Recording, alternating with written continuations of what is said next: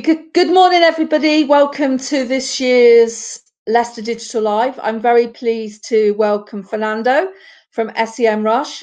Fernando, your mic's off. You can turn your mic on, ready to go. This is the first presentation for this morning. We've got a packed day of presentations for you. So without any further ado, I'm going to pass over to Fernando to introduce himself.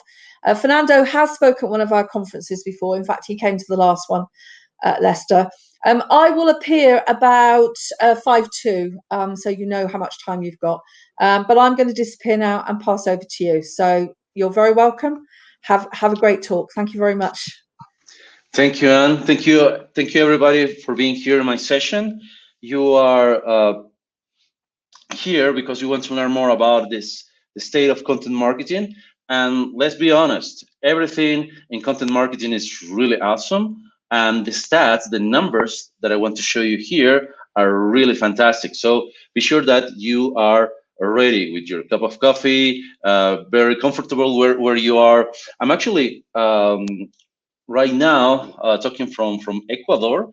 I'm based in Prague in the Czech Republic, but I'm just traveling with my family, actually just here to Ecuador because of the weather, and I have a great weather here, and I have our new logo here. So we are not anymore Semrush, we are Semrush. I've been part of this company the last 9 years, and we have some awesome stuff to show to all of you. Yes, we are Semrush. We are the leading online visibility and management platform. We have more than 12 years in the market, and basically we are everywhere. We are in Europe, we are in the US, we are in Australia, we are in Latin America. Yes, we have more than 1,000 Semrushers all over the place. And let's go immediately with the content that we have prepared for all of you. And yes, this is me. You can reach out to me through my Twitter. I'm Fernando Angulo there. And everything that we're going to be showing you, today is based on data. Let me tell you a little bit about the numbers. So we have analyzed 600,000 tweets, a little bit more maybe. Then we have analyzed as well hundreds of thousands of search queries. We are experts on search queries, on keywords. One of our major tools is called Keyword Magic Tool.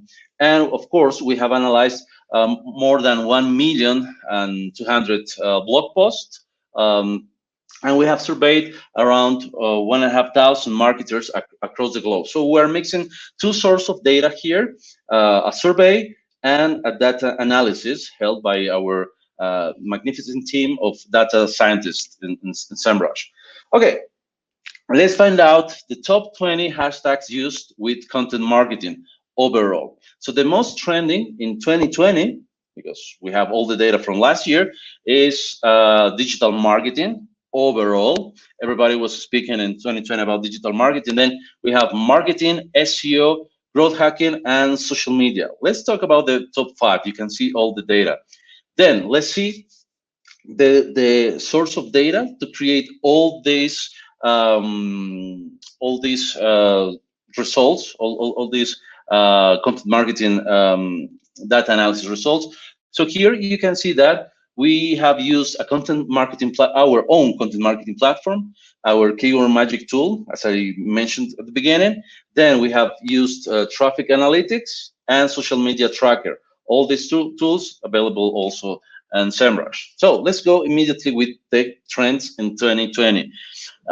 All the data that we're seeing is going to be reflected in what we have in 2021. So this year, this is going to be present as well. Let's see about the topics that were most discussed during 2020 that include content marketing. So basically, here you can see that in first place, when someone was talking about content marketing, the main topic was strategy. The second one was SEO. Then we see that it's social media, then tools, then trends.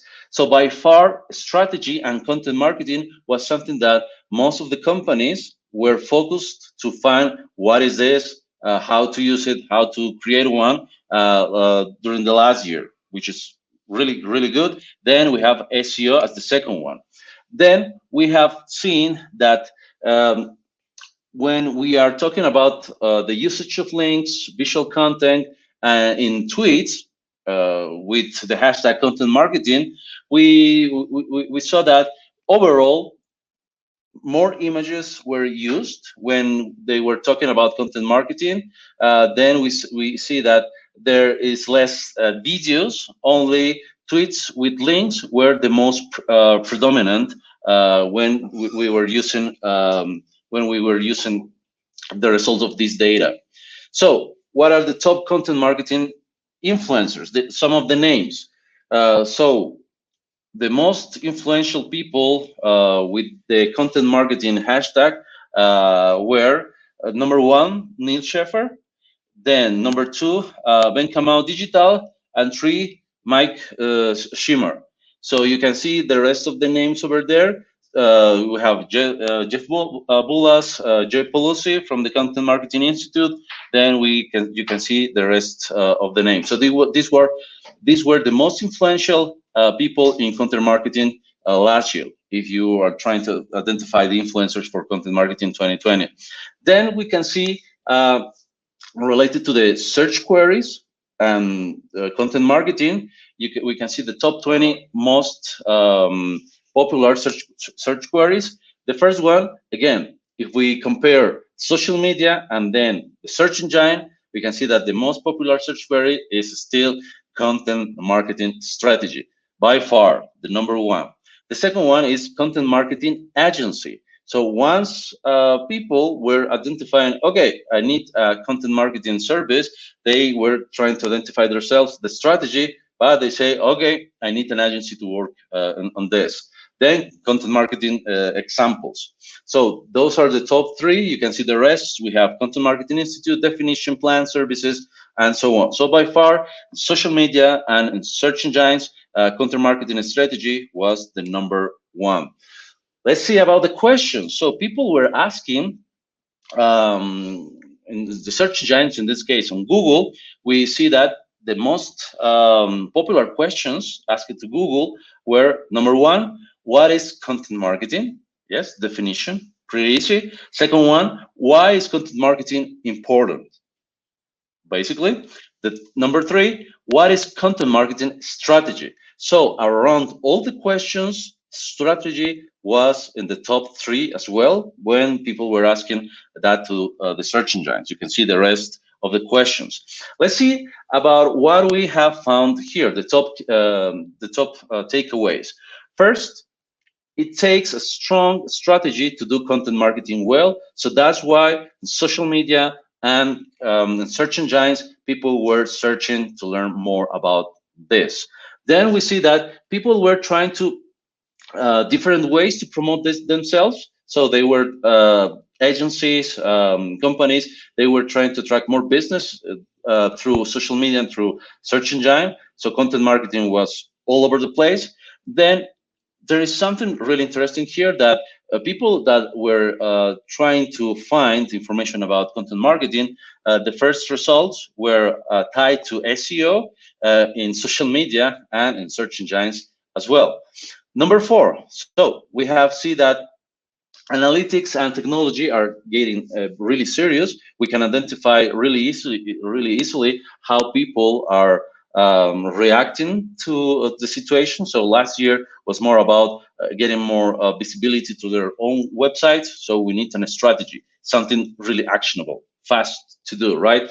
And then we can see as well that automation and outsourcing are here. You can use tools to work with that. We saw in the results in social media that, okay, tools, content marketing tools, content marketing automation tools in the search engines as well. And basically, everybody likes visuals. Even when you are talking about a strategy, people were trying to identify the workflow, some graphics to understand how they can work with the strategy. So basically, let's go to the second part of this research when we are trying to identify the most expensive keywords. Okay, so the top 20 most expensive keywords in the content marketing industry. The number one is content strategy conferences 2020. So all the world changing with offline conference to online conferences, but the most expensive one to promote was content strategy conferences, because okay, people were searching for that in social media and search engines, right? Then we have okay, you can see right there the price in US dollars, $20 per click. Then you can see the number two, B2B content marketing agency, $19. Number three, content strategy conferences, which is $19 as well. Those are the top three most expensive keywords in the content marketing industry. Okay, with this, we can see that the pandemic didn't extinguish the interest in content strategy overall, but the interest in conferences was even higher. So more information from experts, from people who are working with content strategy. So we can see the trend there. Then B2B companies are more interested into in automation and outsourcing. So they want to build their own content, their own content. Then you can see there is a really long way for analyzing what is happening with the keyword research, with analytics. So there is a really huge demand on that. Let's see the anatomy of the performing content. So this is the most actionable part of this presentation. So we're going to see how companies and how the data is solving this issue. What is the perfect content, right? And here we can see that the most important points of our research are into, first, long reads, more words. And that means that text between 3,000 and 7,000 words are getting two times more page views and about 24% more shares than articles that are lower than 900 words. So in this case, we can see that the winners are the long reads. Then, if you are writing a text that it has more than 7,000 words, that's going to be driving at least 4 times more traffic than the articles that have less amount of words. And also, you can see that short posts between 300 and 900 words, they gain less traffic, at least 21% less traffic, and 75% less backlinks than articles that have more than 900 and 1,200 words. So in this case, long reads are the obvious winner here. Short articles also between 300 and 600 words are shared 3 times less often than long reads. So people are more aimed to share long reads pieces of content. Also, visual content is, again, the leader and the most interesting one here for everyone. Why is that? So we can see that all those posts with images get twice as much traffic as posts containing only text. Nobody likes only long wall of text. Also, we can see that there is also these posts with visual images are getting 30% more shares and 25% more backlinks. So including images inside of your post seems to be a really good idea. Posts with 7 or more images, they are getting 4 times more traffic than articles with only text, which is brilliant. More than 7 images as well. And you need to remember this: when you are using images, please don't forget to use alt text. And you may say, alt text? Why? Well, when you are describing what is inside of the image, you can also manage to be ranked in the most important images search engine for images, which is Google Images, right? So you are defining what is inside of that image. Also, for gaining a feature snippet, you need to have to match the image and the text for the feature snippet, you need to use the alt text. So don't forget to use that. Then you can see that posts that don't contain a video get 92% less traffic and 24% less shares than posts with at least one video. So images are just not enough. You also need to have videos. So plain images are good, but if you add a video, you're going to be having more and more traffic. Let's see again about long reads. So here, oh, sorry, I'm going further. Yes. So what is the impact on performance? So just again, you can see that when you have more than 7, and this is the plain data, this is the raw data, right?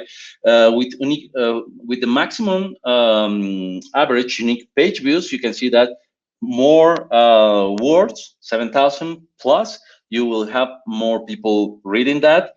Then the content length is producing more shares as well, with more than 7,000 words. With 3,000 at least to 7,000, you're receiving more shares.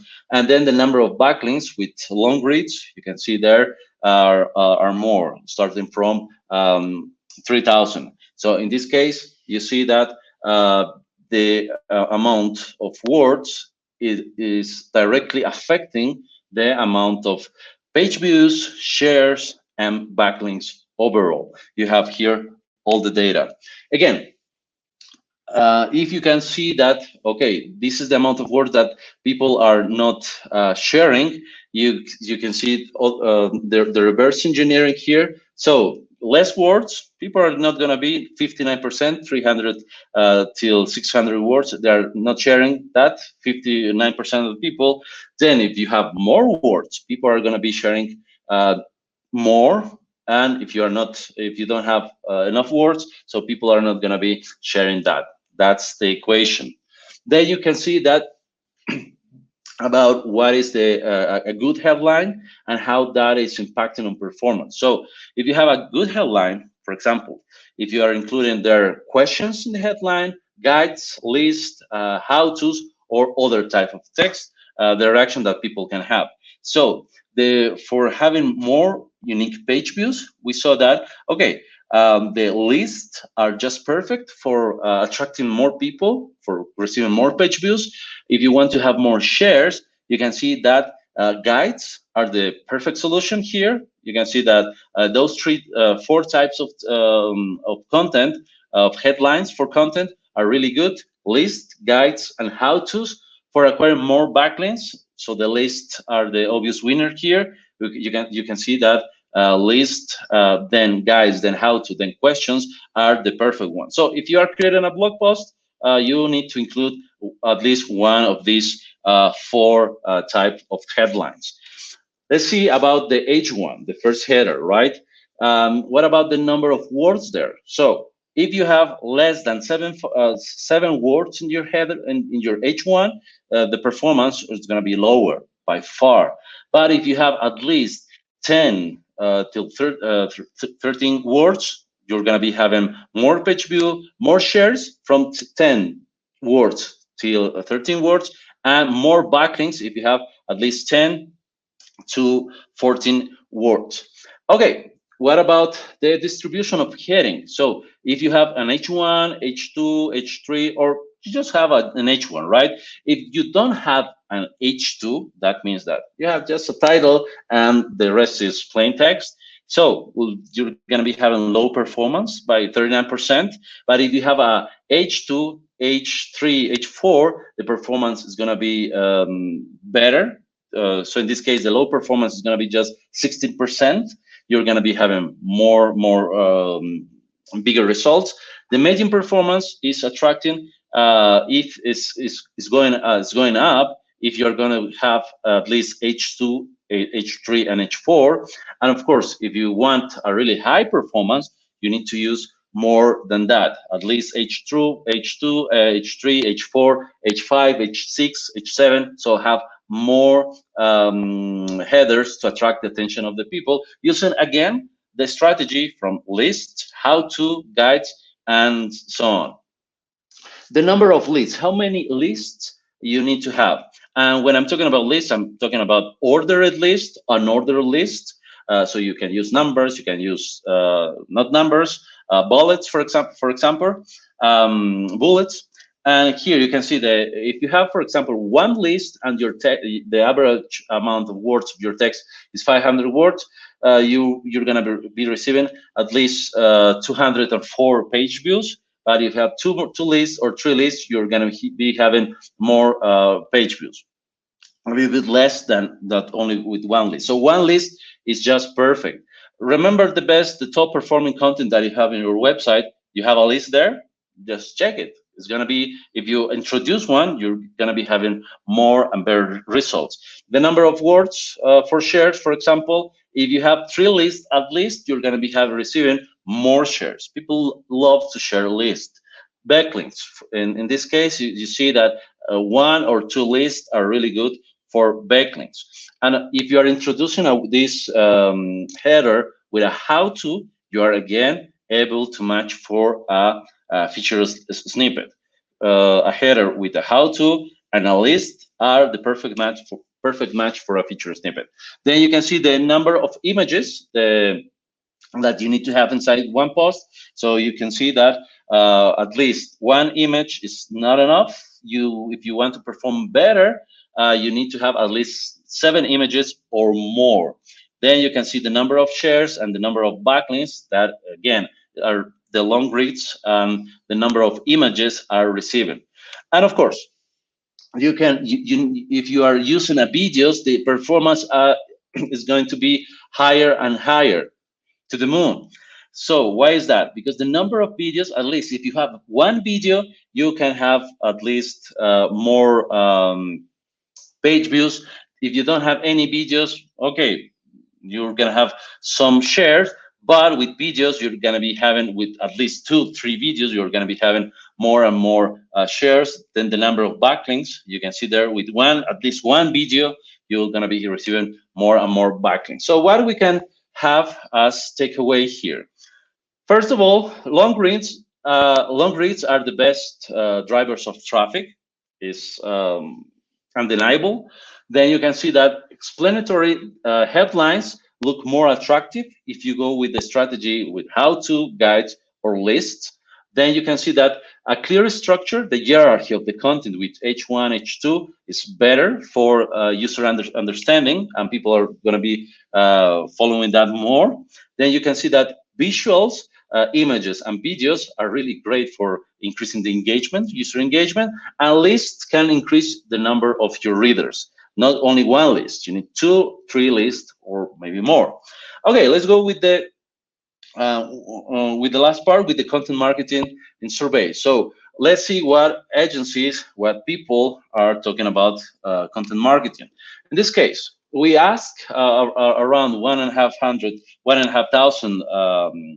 experts, agencies, companies, if they are using content marketing. Overall, last year, 94% of them say yes, we are using one. Only 6% they were saying no, we don't need that. Then the second question: what about the strategy and budget? Right. So first question here: does your company have a content marketing strategy? 84% they replied yes.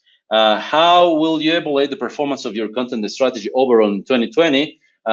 Most of them, they were replying that it was good, 51%. On average, they replied 30%, and excellent, fair, and poor was around 15%. So overall, 51% we're telling that, okay, we are doing fine in content marketing. What about how will you evaluate your company's content marketing success in 2020 compared with 2019? Most of them, they were telling, yes, we were more successful. So they were they had better results. How will you rate your content marketing strategy, maturity, complexity, right? Most of them, they were saying that it's promising, then that they are just young, they're advanced, or they're mature. So promising, something that they want to still experiment and they want to improve again. Then let's talk about what the strategy and budget again. What are the most efficient content marketing tactics implemented in 2020? So the first and the most important for all of them by far was search engine optimization. So again, matching content marketing, search engine optimization, they are not apart anymore, they're together since last year. Updating and repurposing existing content, the number two, and publishing more how-to guides and educational content, the number three, the most efficient types of content.